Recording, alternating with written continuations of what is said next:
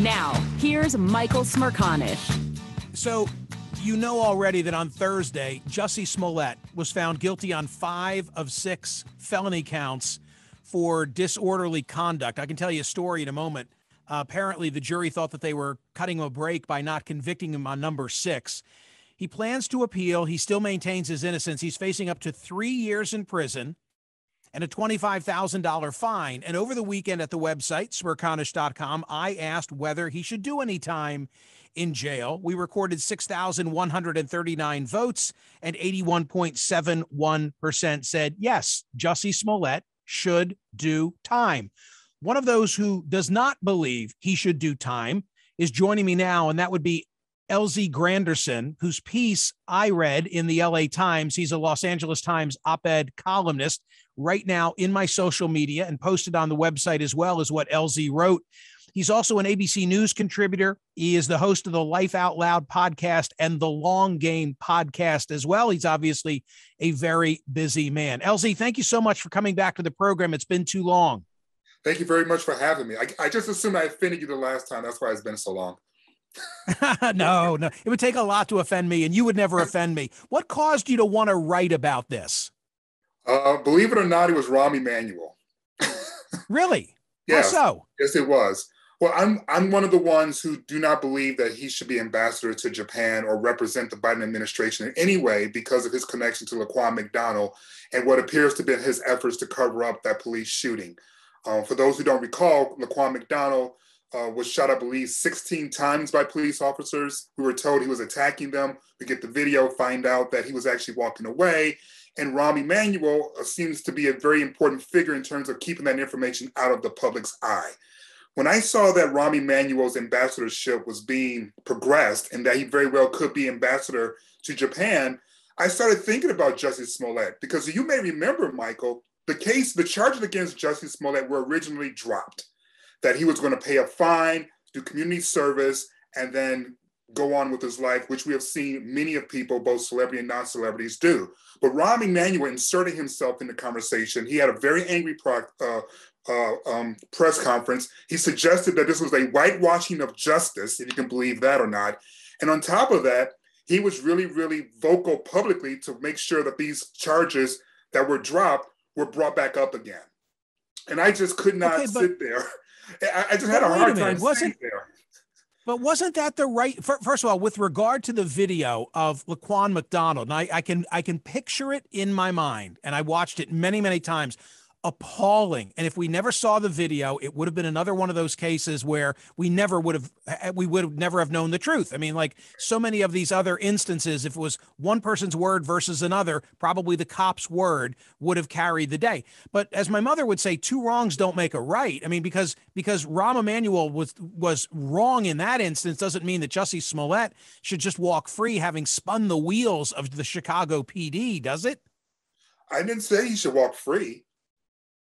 Doing community service, paying a fine, those are also, punishments in our criminal justice system. It isn't simply guilty jail. We have a different tiers in this. And if you remember, when I wrote the piece, I also brought up Representative Aaron Schock, who had 24 felony charges against him dropped. 24, 4 times as many as Jussie. And they were dropped around the same time that Jussie Smollett was arrested. So what was the difference between this elected official and his charges being dropped and Jussie Smollett? I would say 2 things. 1, his celebrity status, but also 2, the vitriol of Rahm Emanuel, as well as President Trump, who also got roped into this conversation because Jussie suggested or said basically that he was attacked by Trump supporters. And so what I'm saying isn't that we should just let him go without any punishment. No, pay a fine, community service, house arrest for 2 years if you want. But prison, and especially prison under the context of how this got to be, I don't think that punishment fits the crime. Okay, and you also say he's now been reduced to a punchline. Although, LZ, I don't know, in the world in which we live today, whether that remains and whether he really has been disgraced. He's been disgraced in certain communities, but maybe not in all communities. I guess what I'm suggesting is I think he'll probably be able to, depending on how he handles this, get back on his feet. I I would feel differently about Jussie Smollett if he would just come clean. I mean, what is I think worse than what he did is the fact that he just won't own it at this point. Am I wrong? No, I agree with you. If he has lied, and it does appear as if he's lied, it would be good to see him come clean. But you know what? Criminals usually don't come clean, right? Right. So that doesn't mean that you should be vindictive in your punishment. You should still adhere to a sense of justice with the punishment and not vindictiveness because they aren't doing the things that you want them to do. And I would also bring up the fact that just a month prior to Jussie Smollett being arrested, there was a college student in Chicago who told police that she was robbed by a Black man and stabbed 3 times in the abdomen. Very much like Jussie Smollett, they did an investigation. They found nothing to corroborate what she had said. They went back to her, found out she made the whole thing up. She did not go to jail, Michael. She said that a Black man robbed, stabbed her, had the police investigate, found out she made it up. She wasn't in jail. So all I'm asking for, or all I'm suggesting is that we separate our desire to want to see the celebrity of Jussie Smollett burn and instead focus in on the man, Jussie Smollett, and ask ourselves, does the punishment fit the crime? It seems like I base this on callers to my program, and you may have your own anecdotal experience having written this piece for the LA Times, that the people who want him incarcerated are much more passionate than the people on the other side, right? To speak to that issue. Yes, and that's part of the reason why I feel this is more about vengeance and watching him burn than just your run-of-the-mill justice being handed down, because this was a very emotional issue from both sides. Remember, the Chicago police chief said that this sullied the reputation of Chicago. Now, again, I don't know what reputation he thought Chicago had based upon the Laquan McDonald shooting alone, but he suggested very angrily that this was a smudge on Chicago. The same thing with Rahm Emanuel, who was on his way out after deciding not to run for re-election because of the Laquan McDonald situation. So you have on the progressive side and the law enforcement side a lot of emotions tied up to it. And then with the people who are Trump supporters, they're justifiably angry. People who are Black, people who are gay are justifiably angry. So there's a lot of emotions tied to it. But justice isn't supposed to be about our emotions alone. We cannot hand out punishment based upon how angry we get. We're supposed to follow the law and the practices and the precedents that's been set by the law. And if we do that, Jussie Smollett has house arrest. He is serving community service. He is paying his fine. If we are consistent with the punishment for that particular crime, he does not end up in jail. Okay, I now completely understand your position. You don't want him to get a free ride. You do believe that his reputation has already been besmirched, but mostly, LZ, you say in a case like this, in other instances, prison has not followed, and therefore for parity, for equality, it shouldn't follow in this case. Let me ask you something you didn't write about. You know that in conservative media over the weekend, on a loop, you are told that Joe Biden and Kamala Harris were among those who bought into what Jussie Smollett was saying. What, if anything, should they say now?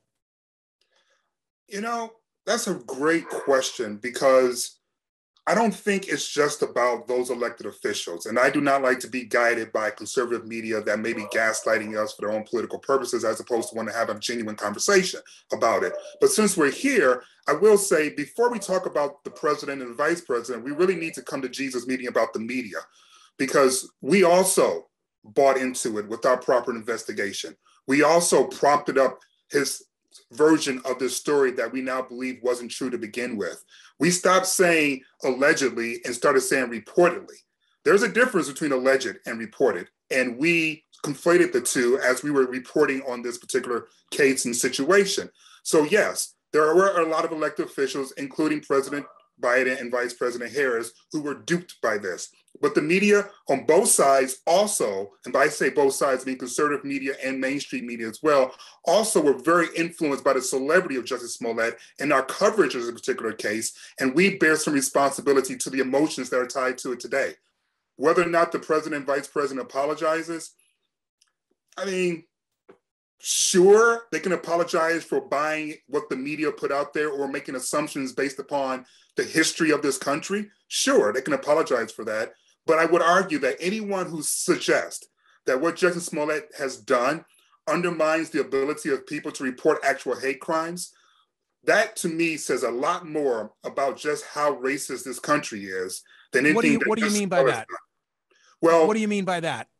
Well, if you can look at the Jussie Smollett case and now second guess when someone reports a hate crime on the heels of seeing the Ahmaud Arbery video, on the heels of seeing George Floyd video, if you can come out of this Jussie Smollett case and go, well, we can't trust him now, when you just saw a man be killed, not once, but twice on video, and your assumption is that people who report hate crimes are lying, that to me speaks way more about where this country is in terms of race relations than Jussie Smollett's lie.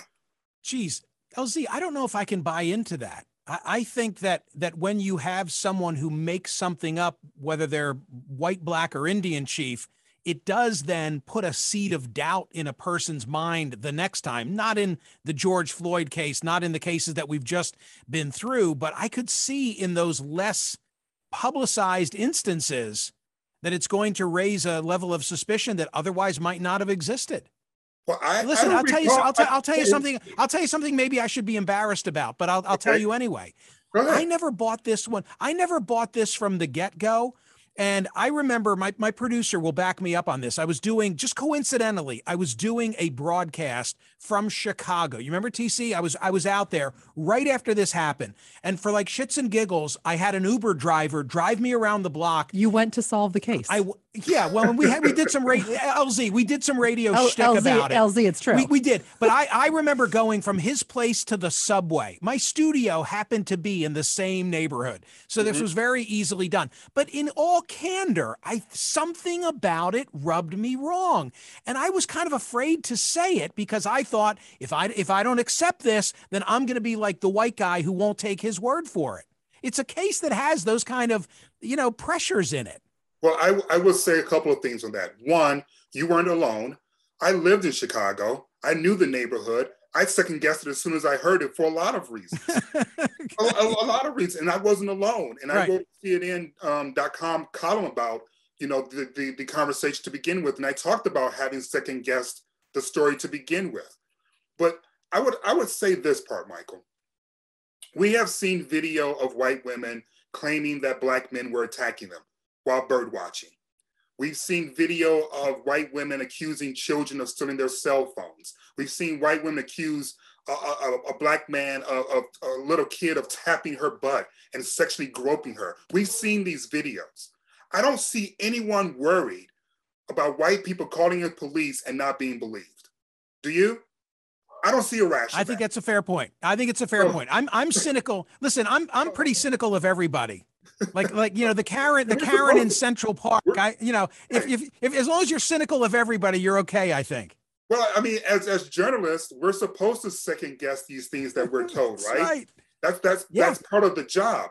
I'm just simply saying why is it that the Jussie Smollett case raises doubt in terms of people's minds, but if a white woman calls and says she's under attack, you don't go, hey, that woman in the Central Park with the bird watchers, she made that up. This might not be true. People don't do that, right?